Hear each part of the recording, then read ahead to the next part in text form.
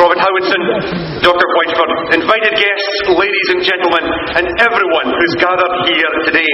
It's indeed my great pleasure to welcome you all here on behalf of Turriff Tourist Action Forum to Turriff here today for a very special day in this town's history.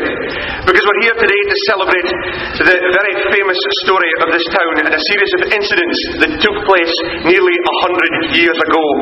It was no common incident in 1913. In fact, throughout the history of Turriff, a town that was built in the prime local industry of agriculture, there never had been and never has been since an amazing story like the story of the Turra Coo. The series of incidents is now quite affectionately but very famously simply known as that great story, and today is the climax of years of meetings, fundraising, planning and fantastic artwork to see the official veiling of a very symbolic, cultural and iconic piece of art as a permanent and lasting reminder of a story that is famous throughout the world. For the official unveiling ceremony today, we're delighted to welcome so many special guests here this afternoon lined up behind me. The Right Honourable Alex Salmond, MSP, First Minister of Scotland, Dr. Ailey Whiteford, MP, Member of Parliament for Banff and Buchan, and her husband Stephen Smith, and Councillor Bill Howitson, Provost of Aberdeenshire. They'll all be playing their part here this afternoon, along with some well-known body ballad singers and Doric poets to make our afternoon complete. Today we're also delighted to welcome representatives of the very generous funding partners who've given tremendous support to this project, and of course the three artists themselves, David Blythe, Jenny Hutchison and Charles Engbertson. So let me, for a minute or two today, in this historic setting here in Turriff, tell you the story of the Turra Coo. It was in 1913, the year before the Great War broke out, that under the Liberal government of the day and the Chancellor of the Exchequer, David Lloyd George, who of course later became Prime Minister, they introduced a scheme where national insurance contributions became compulsory to all employees between the ages of 16 and 70. The whole National Insurance Act caused huge outrage amongst farmers who felt their contributions were far too high and it was unfair, and thought it would be services that they would never use. In Turriff itself, there were many local protests held in Johnston and Patterson's Mart. However, it all came to head when Robert Patterson, the farmer at Lendrum Farm, supported by his staff, refused to pay their national insurance stamps. That resulted in December 1913 when the Sheriff's officers of Turriff, George Keith, were sent to Lendrum to Bean property to cover the costs of the arrears on the outstanding national insurance. The Sheriff's officers removed the only piece of anything around the farm that was mobile at all, and it just so happened to be Robert Patterson's white Ayrshire shorthorn cross dairy cow.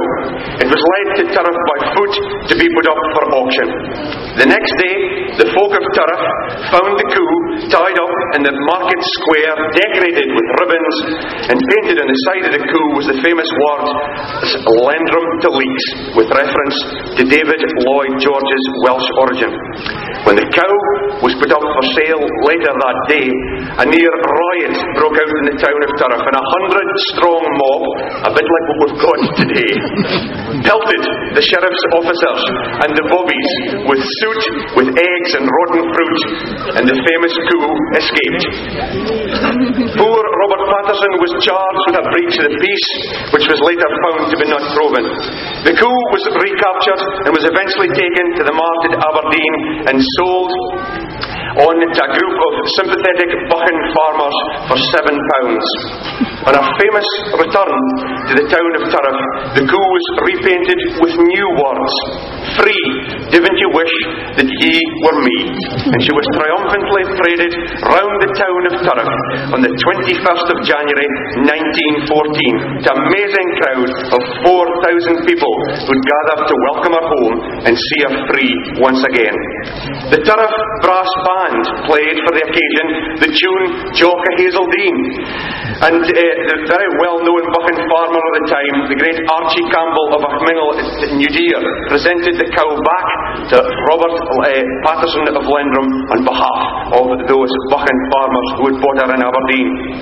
My great friend, the well-known author and journalist Jack Webster, told me yesterday when he was a young reporter here in Turriff back in the 1940s, he remembers one day chatting to a very well-known local auctioneer, Bertie Reid, who I'm sure a lot of you here today will remember. Bertie had just happened to have been the Oraloon at Lendrum during those famous incidents. So Jack was interviewing him about the Turra Coo, and he said, "Well, Jack," he says, "the Coo may have been famous, but all that I mind was she was a bloody poor milker."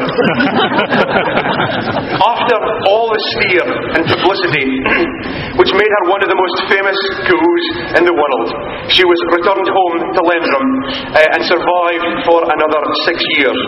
When the Turra Coo eventually died, she was buried in the corner of a park at Lendrum Farm, and her memory and all that happened in that eventful town, in the little town of Turriff in the northeast of Scotland over the years, has turned into the stuff of legends.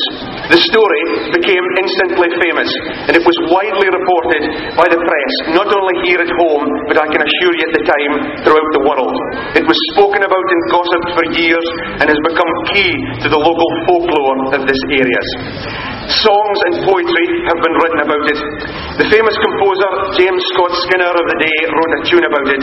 Books have been written about the Turra Coo. TV interviews and radio broadcasts have been made about it. But above all, this little town that we fondly know as Turra was put firmly on the map, all because of that famous story of the Turra Coo of Lendrum. It is indeed an amazing story, well worthy of all the great credit that it's getting here today. My thanks for the details of the story go to Kate Ferguson, Dorothy Smith, Professor Sandy Fenton's book, and Jack Webster. Now, ladies and gentlemen, Bothy ballad singing in that great tradition was very much at the fore back in 1913 as it is today. The Turra Coo in this area is rich in the heritage and tradition of Bothy ballad singing, and today we're delighted to welcome the current top Bothy ballad singer Hector Riddle from Fingen near Banchory to entertain us in true Bothy style. He's going to sing the ballad of the Turra Coo and that other famous Bothy ballad from Turriff, the Barnyard's a Delgady, and we'll want to hear you singing the chorus. So will you please give the twice winner of the Scottish Bothy Ballad Championship a big welcome today, Hector Riddle.